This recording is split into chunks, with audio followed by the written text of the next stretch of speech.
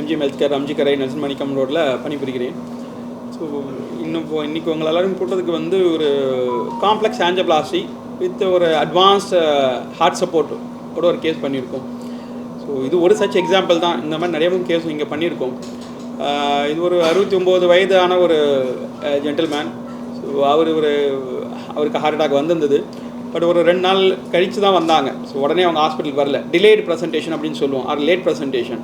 So அவங்களுக்கு கொஞ்சம் pain இருந்தது. யூஸ்வலாக ஹார்ட் பெயின் இருந்தனால அவங்க வேறு ஏதோ நினச்சாங்க, கேஸ்ட்ரிக் அந்த மாதிரிலாம் இருந்துட்டு சில ஹாஸ்பிட்டல்லாம் போயிட்டு அப்புறம் அது கிளியராக தெரியல, அட்மிஷன் சொன்னாங்க. அப்புறம் அவங்க கொஞ்சம் வலி அதிகமானதுக்கப்புறம் ஒரு 2 நாள் கழித்து தான் எங்ககிட்ட வந்தாங்க. ஸோ வந்தவொடனே எமர்ஜென்சியில் பார்த்தோம். இசிஜி பார்க்கலே அவருக்கு ஹார்ட் அட்டாக்னு தெரிஞ்சிருச்சு. ஸோ ஹார்ட் அட்டாக்கை உடனே எக்கோ பண்ணி பார்த்ததில் எக்கோ வந்து ஹார்ட் ஸ்கேன். ஸோ அதில் ஹார்ட் ஃபங்க்ஷனும் கம்மியாக இருந்தது. ஸோ அவருக்கு பிபியும் கம்மியாக இருந்தது. So heart attack with cardiogenic ஷாக்குன்னு சொல்லுவோம். அதாவது ஷாக்னாலே பிபி கம்மியாக இருக்குது. அது ஹார்ட்னால ஹார்ட் கம்மியாக பம்பிங் ஃபங்க்ஷன் கம்மியாக இருக்கிறதுனால ஹார்ட் ஃபங்க்ஷன் அந்த பிபி கம்மியாக இருந்ததுன்னா கார்டியோஜெனிக் ஷாக்குன்னு சொல்லுவோம். ஸோ அவர் வந்த நேரத்தில் heart attack plus heart function கம்மி, பிபியும் கம்மி. ஸோ பிபி இன்க்ரீஸ் பண்ணுறதுக்கு கொஞ்சம் மருந்துகள் யூஸ்வலாக கொடுப்போம். ஸோ பிபி இன்க்ரீஸ் பண்ணுற மெடிசன். ஸோ அதை கொடுத்துட்டு அவருக்கு எமர்ஜென்சி ஆஞ்சியோகிராஃபி, யூஸ்வலாக ஹார்ட் அட்டாக்னாலே பேசிக் ஃபஸ்ட் எய்ட் மெடிசன்லாம் கொடுப்பாங்க, பிளட் தின்னர் மெடிசன். அப்புறம் எமர்ஜென்சி ஆஞ்சியோகிராஃபி அப்படின்னு கொண்டு போகணும். ஆஞ்சியோகிராஃபி பண்ணி பார்க்கக்குள்ள அவருக்கு வந்து இது கிரிட்டிக்கல் பிளாக்கேஜ், அது முக்கியமாக மெயின் பவர் சப்ளை, ஸோ இந்த லெஃப்ட் மெயின் அப்படின்ற பிளட் வெசல் எங்கேருந்து ஆரம்பிக்குதோ அந்த இடத்துல பிளாக்லாம் இருந்தது. ஸோ ஆஞ்சியோகிராஃபி பண்ணக்குள்ளேயே அவர் கொலாப்ஸ் ஆகிட்டாங்கன்னா ஹார்ட் ஃபங்க்ஷனு ஆல்மோஸ்ட் ஸ்டாப் ஆகிடுச்சு, கார்டியாக் அரெஸ்ட் அப்படின்னு சொல்லுவோம். ஏன்னா ஆல்மோஸ்ட் கிரிட்டிக்கல் பிளாக்கு. அப்புறம் உடனே அவங்க என்ன பண்ணோம், அவங்களே chest compression, so cardio pulmonary resuscitation, CPR அப்படின்னு சொல்லுவோம். அதாவது செஸ்ட்டில் வச்சு கம்ப்ரெஸ் பண்ணும். இது வந்து ஒரு மேனுவல் கம்ப்ரெஷன் சொல்லலாம். யூஸ்வலாக செஸ்ட் கம்ப்ரெஷன் எதுக்கு கொடுக்குறது, அந்த ஹார்ட் வந்து கம்ப்ரெஸ் ஆகி உள்ள அந்த பிளட் வந்து ஹார்ட்டோட வேலை என்ன பம்ப் பண்ணுறது, அதை நம்ம கம்ப்ரெஸ் பண்ணுறதுலாம் அந்த பிளட் ஃப்ளோ மற்ற இடத்துக்குலாம் போகும் அப்படின்றதுக்காக.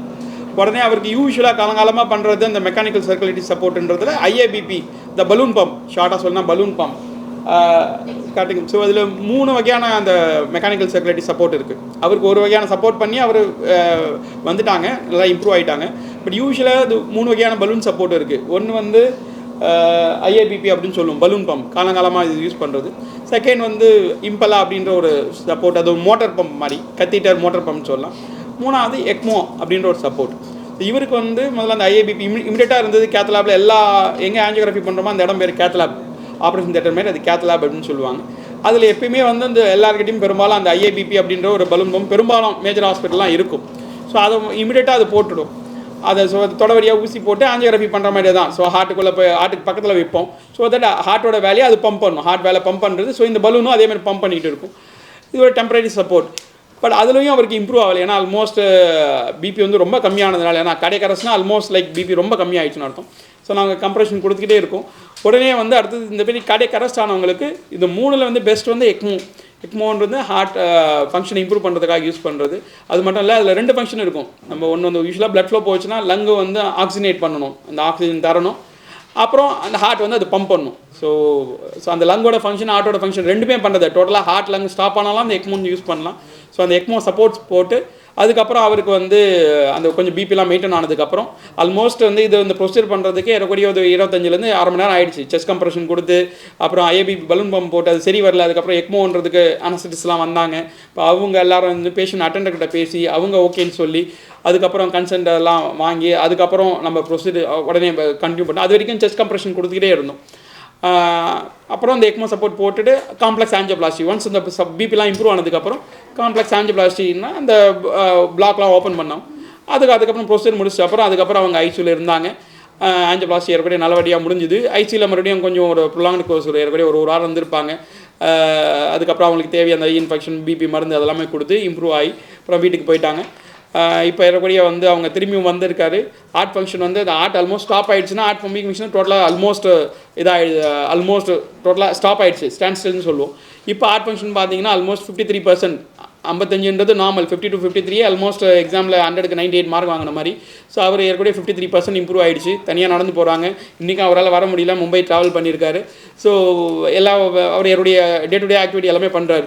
ஆல்மோஸ்ட் அவருக்கு வந்து ஒரு செகண்ட் இன்னிங்ஸ் லைஃப்பில் வந்து ஒரு செகண்ட் சான்ஸ் கொடுத்த மாதிரி தான். இப்போ இதில் என்னன்னா, இது ஃபஸ்ட் டைம் இங்கே தான் பண்ணியிருக்காங்களா அப்படின்றதோடு இது வந்து இந்த ஹாஸ்பிட்டலில் அந்த சப்போர்ட் இருக்குது. இதே வந்து அவர் வந்து இன்னொரு ஹாஸ்பிட்டல் போயிருக்காங்க, அந்த இடத்துல அந்த எக்மோ சப்போர்ட் இல்லைன்னா இப்போ இன்றைக்கி அவர் இருந்திருக்க மாட்டாங்க. ஸோ இது காம்ப்ளெக்ஸ் ஆஞ்சியோபிளாஸ்டியும் பண்ணுறோம். அதில் 2 விஷயம் நடந்திருக்கு. ஒன்று காம்ப்ளெக்ஸ் ஆஞ்சியோபிளாஸ்டி, அந்த மெயின் பவர் சப்ளை பிளாக் இருந்தால் பெரும்பாலும் இடத்துல அது அந்த ஒரு சின்ன ஒரு வீடு கட்டுறதுக்கும் பல மாடி அடுக்கு கட்டுறதுக்கும் டிஃப்ரென்ஸ் இருப்பாங்க ஒரு ஸ்கை ஸ்கேப்பர். ஸோ அந்த மாதிரி அந்த ஒரு காம்ப்ளெக்ஸ் ஆஞ்சியோபிளாஸ்டி பண்ணுற டெக்னிக்கும் இங்கே இருந்தது. அதோட முக்கியமாக அது பண்ணுற அளவுக்கு அந்த ஒரு ஸ்ட்ராங் ஃபவுண்டேஷன்ன்றது அந்த சப்போர்ட் மெக்கானிக்கல் சர்க்குலேட்டிவ் சப்போர்ட் MCS அப்படின்றது. ஸோ அந்த எக்மோ சப்போர்ட் இங்கே இருந்ததுனால ஸோ அதுவும் உடனே அது பண்ண முடியுது. ஏன்னா சில ஹாஸ்பிட்டல் அது இருக்காது, வேறு எங்கேயா அந்த எக்ஸ்பர்ட் வர வேண்டியிருக்கும், அதுக்கு ஒரு 2 மணி நேரம் ஆகும் நம்ம டிராஃபிக்கில். இங்கே உடனே அது பண்ணதுனால பண்ண முடிஞ்சு.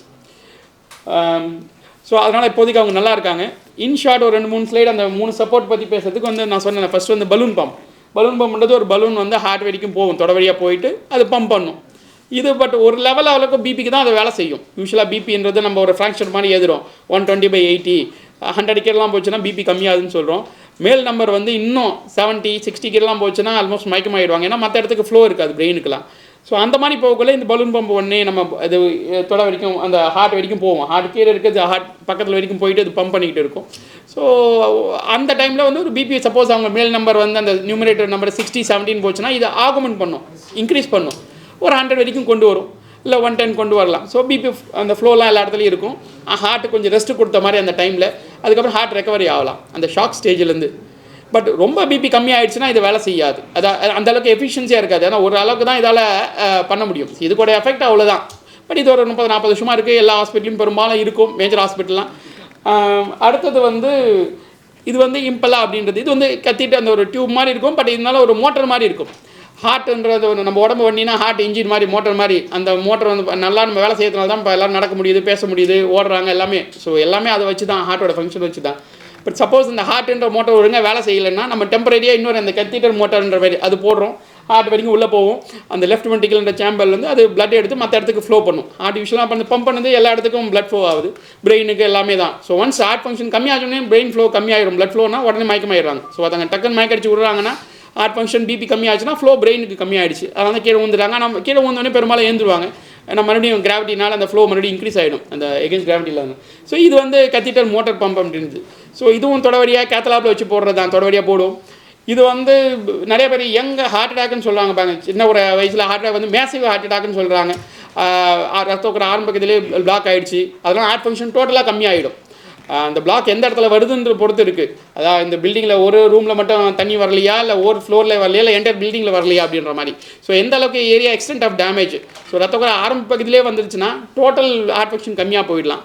அந்த மாதிரி சிலவங்க வருவாங்க, அவங்களுக்கும் இது இந்த கத்தீட்டர் மோட்டர் பம்ப், அதாவது இம்பலான்னு அது பேர், அதுவும் யூஸ் பண்ணலாம். அது இது கிழிச்சல், வெட்டு, தையல் அதெல்லாம் எதுவும் கிடையாது. தொடவடி அப்படி ஊசி போட்டு யூஸ்வலாக நம்ம ஆஞ்சியோகிராஃபிலாம் பண்ணுற மாதிரி தான். ஸோ அதை போய் அங்கே ஹார்ட்டில் வச்சுட்டு ஒன்ஸ் அந்த ஃபங்க்ஷன் இம்ப்ரூவ் பண்ணுற வரைக்கும் ஹார்ட் அப்படியே ரெஸ்ட் ஆகிடும். ரெஸ்ட்னா ஹார்ட்டுக்கு ரெஸ்ட் கொடுத்த மாதிரி. இது அந்த வேலையை பார்த்துட்டு இருக்கும். ஹார்ட் ரெக்கவரி ஆகிற வரைக்கும் ஒரு நம்ம ஆஞ்சியோபிளாஸ்டி பண்ணணும். இல்லை சிலவங்க பிபின்னு வந்திருப்பாங்க, கார்டியோஜெனிக் ஷாக்னா ஹார்ட் பிபி கம்மியாகுது, ஹார்ட் ஃபங்க்ஷன் கம்மியாக இருக்கிறதுனால அது பேர் தான் கார்டியோஜெனிக் ஷாக்.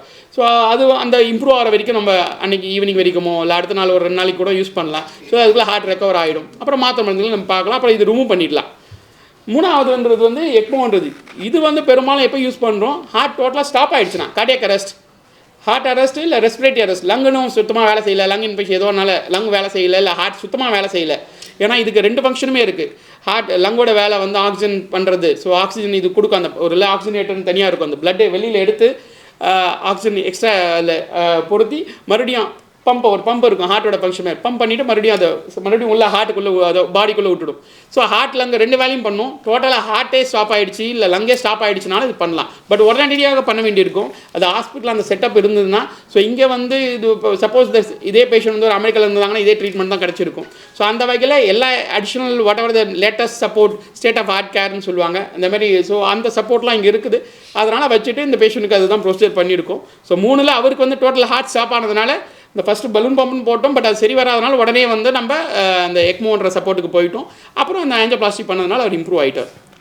ஸோ இதுதான் ப்ரீவியஸ் ஹிஸ்டரி. அவருக்கு மேபி பிபி இருந்தது, ஹார்ட் இதில் பிரச்சனை எதுவும் இல்லை.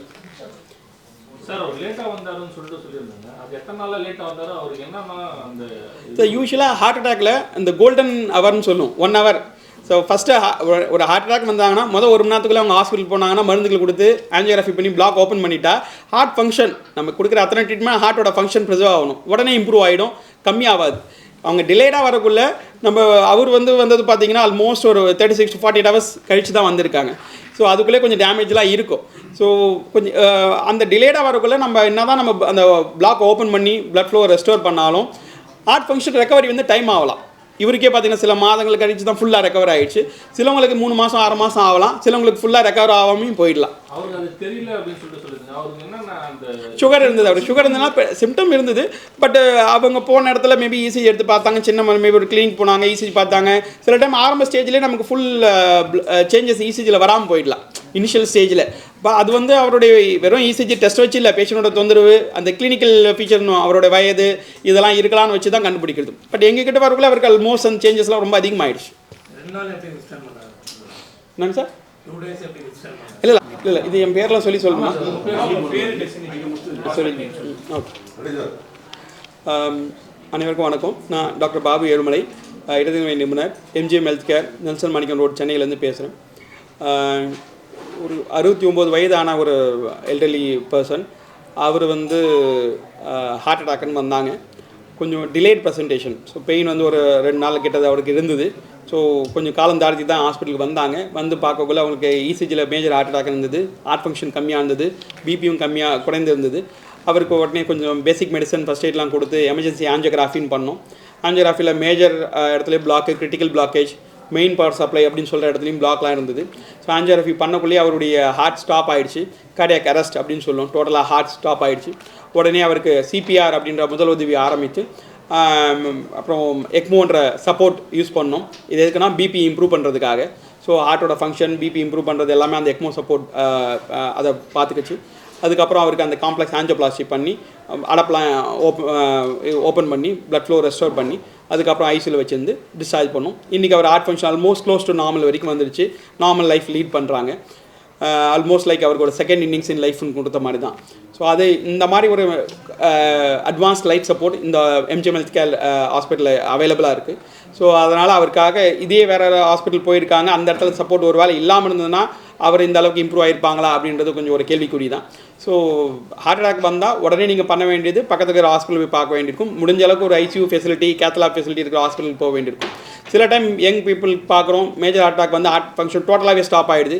அப்போல்லாம் இந்த கத்தீட்டர் மோட்டர் பம்ப், இம்பலான்ற கத்தீட்டர் மோட்டர் பம்போ இல்லை எக்மோன்ற லைஃப் சப்போர்ட்டோ அட்வான்ஸ் சப்போர்ட் இதெல்லாம் யூஸ் பண்ணால் நமக்கு அவங்க ஹார்ட் ஃபங்க்ஷன் இம்ப்ரூவ் பண்ணி அவங்களுக்கு ஆஞ்சியோபிளாஸ்டி பண்ணி அவங்கள நல்லபடியாக வீட்டுக்கு அனுப்ப முடியும்.